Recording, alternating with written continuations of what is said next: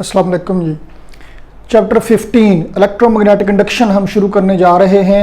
अब देखिए second year के सिलेबस में हम स्टेप बाय स्टेप चल रहे हैं। पहले चैप्टर में इलेक्ट्रोस्टैटिक्स था, चार्जेस की रेस्ट कंडीशन में प्रॉपर्टीज़ को स्टडी किया गया या उन प्रॉपर्टीज़ को जिनका ताल्लुक चार्जेस की मोशन के साथ नहीं था, स्टेट ऑफ रेस्ट के साथ था, उसको डिस्कस किया गया।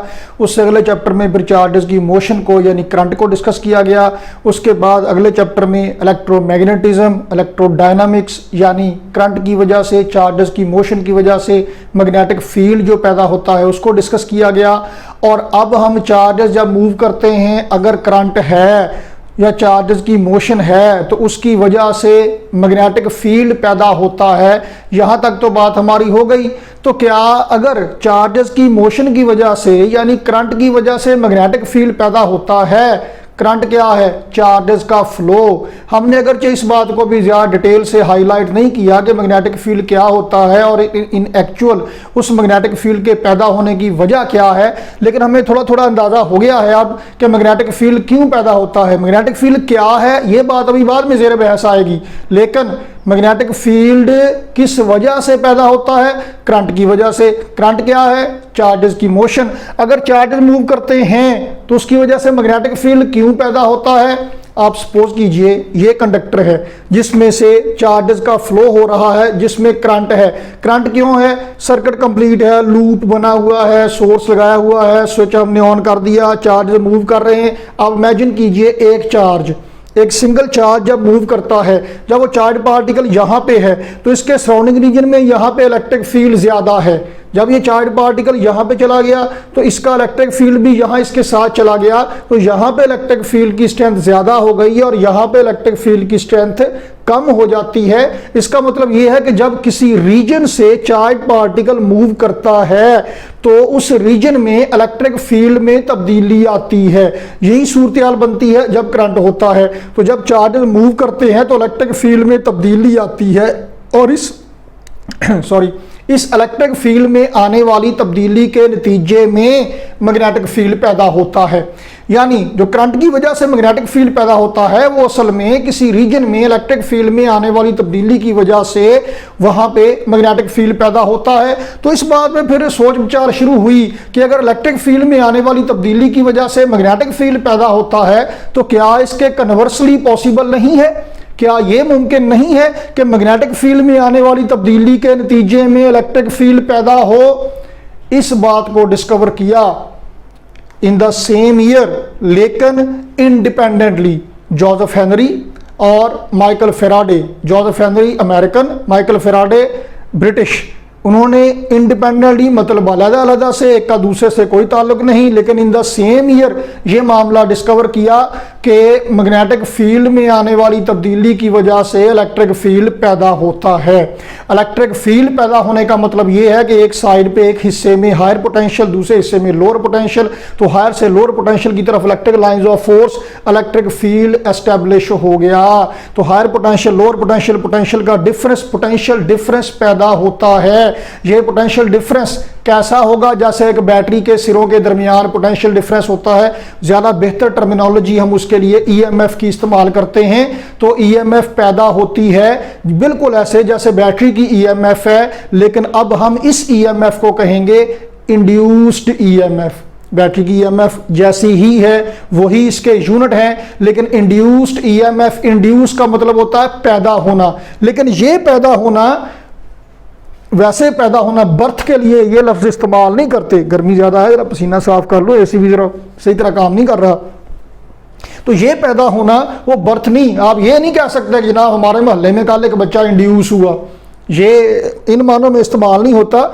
ईएमएफ इंड्यूस हो गई, इंडक्शन का लफ्ज़, इंड्यूस का लफ्ज़ इस्तेमाल करते हैं हम। जैसे डायलॉग होता है जी, मुझे शर्म आ गई, अल्लाह माफ़ करे, बीइंग पाकिस्तानी मुश्किल काम है। बहरहाल शर्म किसको आएगी? जिसके अंदर कोई शर्म का, गैरत का मादा होगा थोड़ा सा। कहते हैं कि जनाब सूरत हाल की वजह से, कोई बात सुन के, कोई सूरत हाल देख के, सिचुएशन देख के वो शर्म इंड्यूस हो गई, बाहर आ गई।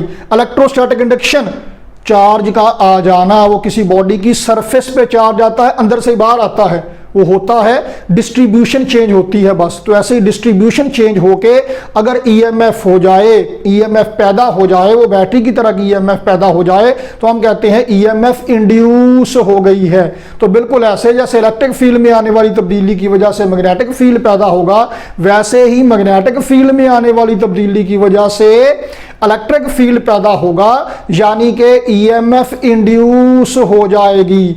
आप ये लफ्ज नहीं कहेंगे कि जी इंड्यूस्ड ईएमएफ पैदा हो गई है, ये तो पैदा होना दो दफा आ गया ना। या तो कहेंगे कि ईएमएफ इंड्यूस हो गई है या कहेंगे ईएमएफ पैदा हो गई है। टेक्निकल टर्म यहां पे ईएमएफ का इंड्यूस होना है। तो ईएमएफ इंड्यूस हो जाएगी मैग्नेटिक फील्ड में आने वाली तब्दीली के नतीजे में, मैग्नेटिक फील्ड में आने वाली तब्दीली के नतीजे में, यानी किसी रीजन से गुजरने वाली मैग्नेटिक लाइंस ऑफ फोर्स की तादाद में आने वाली तब्दीली के नतीजे में। और अगर किसी रीजन या किसी एरिया से, किसी सरफेस से गुजरने वाली मैग्नेटिक लाइंस ऑफ फोर्स की तादाद चेंज हो जाए, तो इसका मतलब यह है कि मैग्नेटिक फ्लक्स में तब्दीली आ रही है। तो मैग्नेटिक फ्लक्स में आने वाली तब्दीली की वजह से ईएमएफ इंड्यूस हो जाएगी।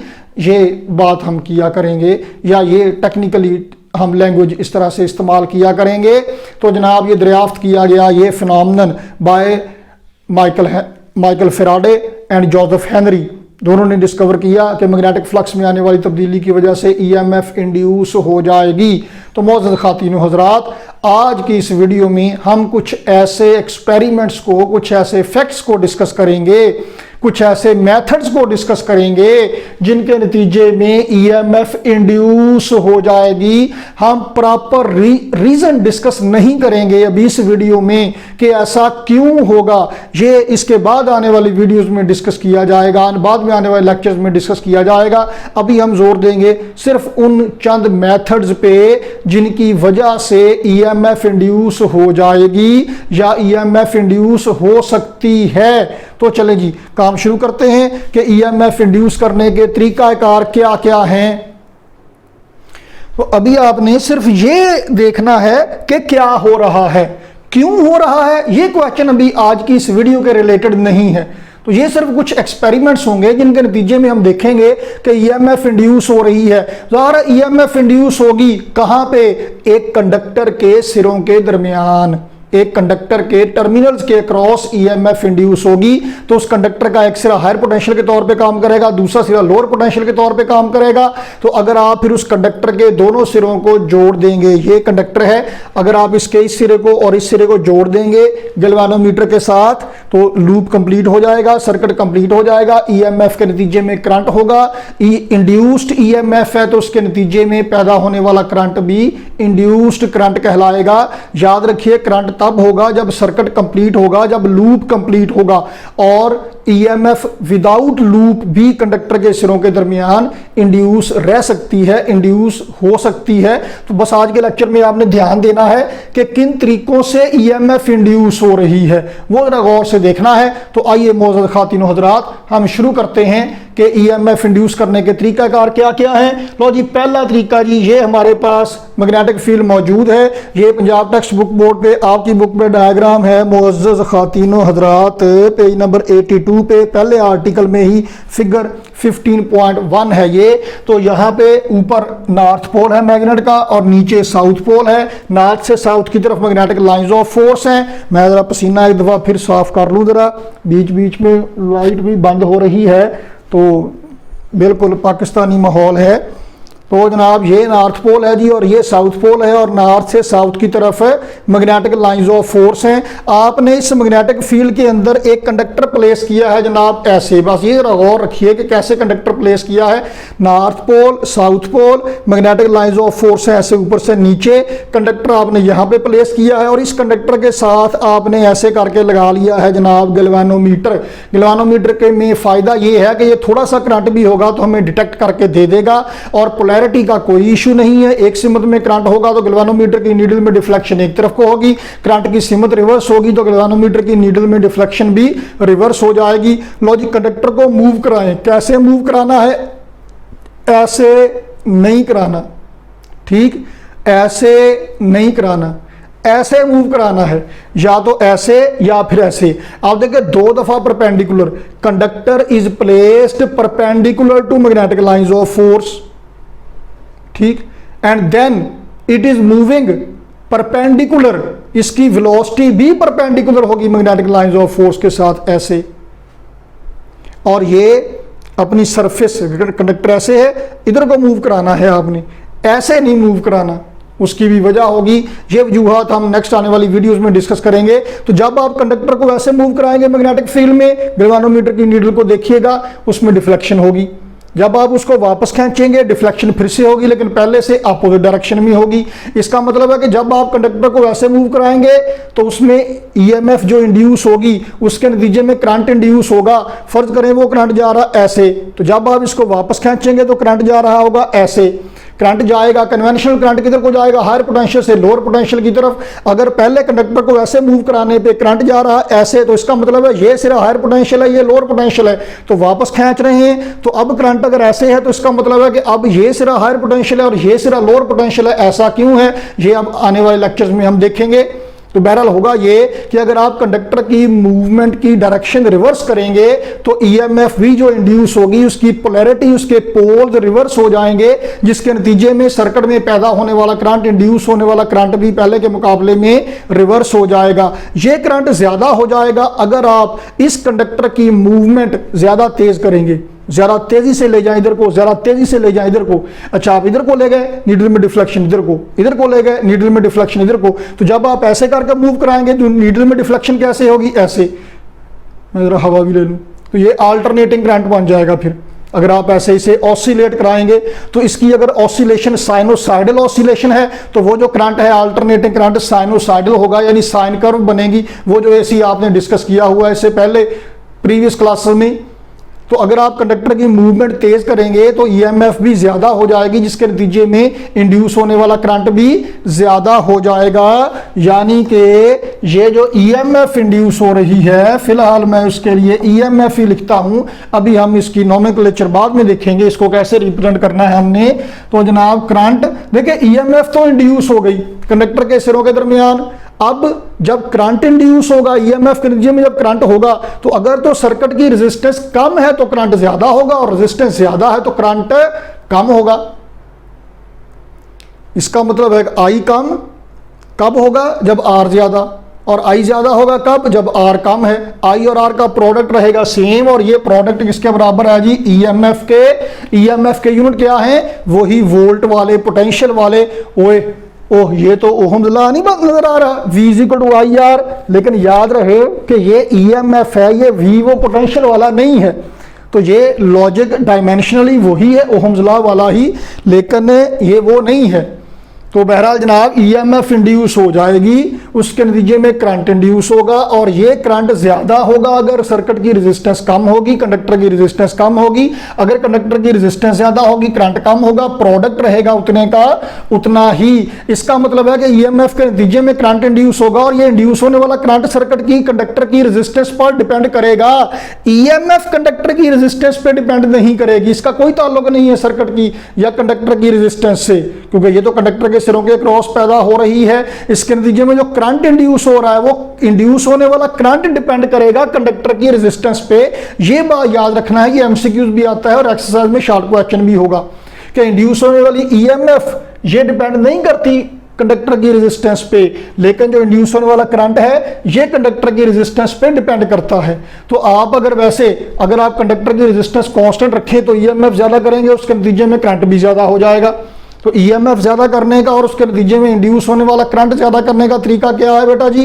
तरीका ये, पहला तरीका ये है कि आप कंडक्टर को ज्यादा तेजी से मूव कराएं और मैग्नेटिक फील्ड को स्ट्रॉन्ग कर दें, तब भी ईएमएफ ज्यादा इंड्यूस होगी, उसके नतीजे में करंट ज्यादा इंड्यूस होगा।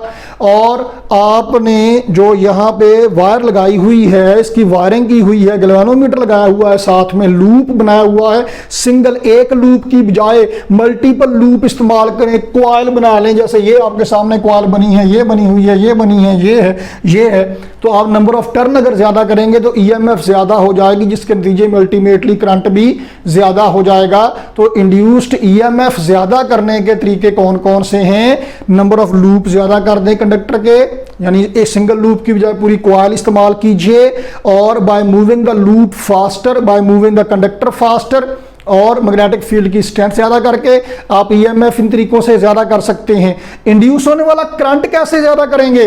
करंट इंड्यूस करने के लिए पहली बात यह है कि ईएमएफ ज़्यादा करनी है, और ईएमएफ ज़्यादा करने के तरीके अभी हम डिस्कस कर चुके हैं। प्लस करंट चूंकि रेजिस्टेंस पे भी डिपेंड करता है, तो इंड्यूस्ड करंट ज्यादा होगा अगर कंडक्टर की रेजिस्टेंस आप कम कर दें किसी तरह से। वो रेजिस्टेंस का ताल्लुक सिर्फ इंड्यूस्ड करंट के साथ है, ईएमएफ के साथ नहीं है। बस ये ध्यान रखना है। क्वेश्चन की स्टेटमेंट जरा गौर से देखा करें जब आप टेस्ट सॉल्व करने बैठते हैं या क्विज सॉल्व करने बैठते हैं। तो जनाब एक तरीका तो ये है कि कंडक्टर के अंदर मैग्नेटिक फील्ड के अंदर कंडक्टर को मूव कीजिए, और मूव इस तरह से कीजिए कि परपेंडिकुलरली मूव कीजिए कंडक्टर को मैग्नेटिक फील्ड के अंदर, तब ईएमएफ इंड्यूस हो जाएगी।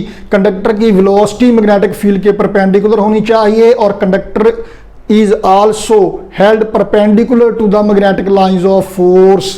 असल में कंडक्टर से गुजरने वाली, और वो जो हमने लूप बनाया था उस लूप से गुजरने वाली मैग्नेटिक लाइंस ऑफ फोर्स की तादाद कम या ज़्यादा होनी चाहिए। मैग्नेटिक लाइंस ऑफ फोर्स की तादाद चेंज होगी, मैग्नेटिक फील्ड चेंज होगा, मतलब मैग्नेटिक फ्लक्स चेंज होगा, तब ईएमएफ इंड्यूस होगी। चलिए अब हम आगे चलते हैं और तरीके डिस्कस करते हैं। पसीना साफ कर लूँ जरा मैं। तो हमारे पास है जनाब एक कॉइल, इस कॉइल के साथ हमने गैल्वेनोमीटर लगा दिया है करंट को डिटेक्ट करने के लिए, और हमारे पास है एक मैग्नेट, ये बार मैग्नेट है। इसका नॉर्थ पोल इधर रखा है, चाहे साउथ पोल इधर रख ले, कोई ऐसा मसला नहीं है। हम एक काम करते हैं जी, ये कॉइल है, देखें जी, ये कॉइल है जी यहाँ पड़ी हुई, इसके दोनों सिरों के साथ मैं ये सिरे भी यहाँ पे जरा एवी शैवी जैसे बच्चे कहते हैं कि ये दूजा सिरा कहाँ गया, ले अब 2 मिनट लग जाने हैं मुझे सिरा ढूंढते हुए। चलो फ़र्ज़ करो कि यहाँ पे भाई जी सिरा यहाँ पे कहीं पे है, 1 मिनट। लो जी, आखिर वीडियो को ब्रेक लगा के मुझे सिरा ढूंढना पड़ा। लो जी, तो जनाब ये कॉइल है जी, और कॉइल के ये जो 2 सिरे हैं इनके साथ हमने लगा देना गैल्वेनोमीटर। कॉइल फिलहाल यहाँ पे ऐसे रेस्ट पे है, और ये बार मैग्नेट है। हम एक काम करते हैं, इस मैग्नेट को कॉइल की तरफ लेके आते हैं, फिर कॉइल से दूर लेके जाएंगे। तो आप देखें मैग्नेटिक लाइंस ऑफ फोर्स की क्या सूरत हाल है। कुछ मैग्नेटिक लाइंस ऑफ फोर्स बिल्कुल सीधी हैं, और कुछ यहाँ से निकल के डाइवर्ज हो रही हैं। आप इस मैग्नेट को जैसे से करीब लेके आएंगे इस कॉइल के, वैसे वैसे कॉइल से गुजरने वाली मैग्नेटिक लाइंस ऑफ फोर्स की तादाद ज़्यादा होती जाएगी, यानी कॉइल से गुजरने वाले मैग्नेटिक फील्ड में तब्दीली आती जाएगी, ज़्यादा होता जाएगा, यानी मैग्नेटिक फ्लक्स ज़्यादा होता जाएगा। तो जैसे जैसे आप इस बार मैग्नेट को कॉइल के करीब लेके आएंगे, मैग्नेटिक फ्लक्स में इजाफा होगा, मैग्नेटिक फ्लक्स चेंज होगा, तो ईएमएफ इंड्यूस होगी गैल्वेनोमीटर के सिरों के दरमियान, कॉइल के सिरों के दरमियान, और उसके नतीजे में करंट गुजरेगा।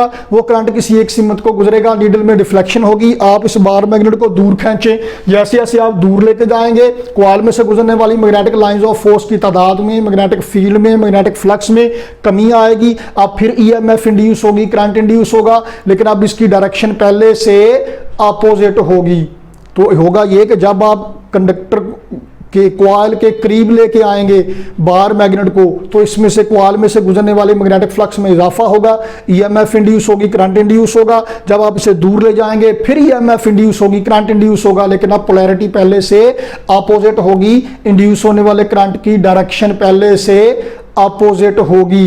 तो एक तरीका तो ये है। एक और काम करें, छुरी खरबूजे पे गिरे या खरबूजा छुरी पे गिरे, तो कटना तो खरबूजे ने है। तो आप मैग्नेट को यहाँ पे स्टिल रखें और कॉइल को करीब ले आए, दूर ले आए, नतीजा फिर वही है कि मैग्नेटिक फ्लक्स में इजाफा होगा, कमी आएगी। दोनों केसेस में ईएमएफ इंड्यूस होगी, करंट इंड्यूस होगा।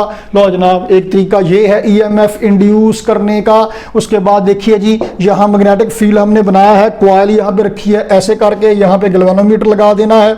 मैग्नेटिक फील्ड है जनाब into the plane of paper, into the plane of board, यहाँ पे मैग्नेटिक लाइंस ऑफ फोर्स हैं। आपने क्या करना है जी कि इस कॉइल को, आप इस कॉइल का एरिया चेंज करें। लो जी, मैं कॉइल चेंज करता हूं, क्योंकि इसका एरिया चेंज करना, या तो देखें पहले मैं ऐसे करता हूं, ये देखें ऐसे ऐसे ऐसे। अब एरिया देखें, एलिप्टिकल हो गई और सर्कुलर हो गई। ये देखिएगा ज़रा, बच्चों की पोनियाँ उठा के लाया हूँ दिखाने के लिए आपको। ये देखें, अब जनाब एरिया ज़्यादा हो गया, कम हो गया, जरा कैमरे के करीब करके जरा वाज़े नज़र आ जाएगा। एरिया ज़्यादा हो गया, कम हो गया, ज़्यादा हो गया, कम हो गया, ज़्यादा हो गया, कम हो गया। तो जब कॉइल का एरिया ज़्यादा होगा तो कॉइल से गुजरने वाली मैग्नेटिक लाइंस ऑफ फोर्स की तादाद, मैग्नेटिक फील्ड इंटेंसिटी यानी कि मैग्नेटिक फ्लक्स में इजाफा होगा। और जब एरिया कम होगा तो यहाँ से गुजरने वाली मैग्नेटिक लाइंस ऑफ फोर्स की तादाद कम होगी, यानी मैग्नेटिक फ्लक्स में कमी आएगी।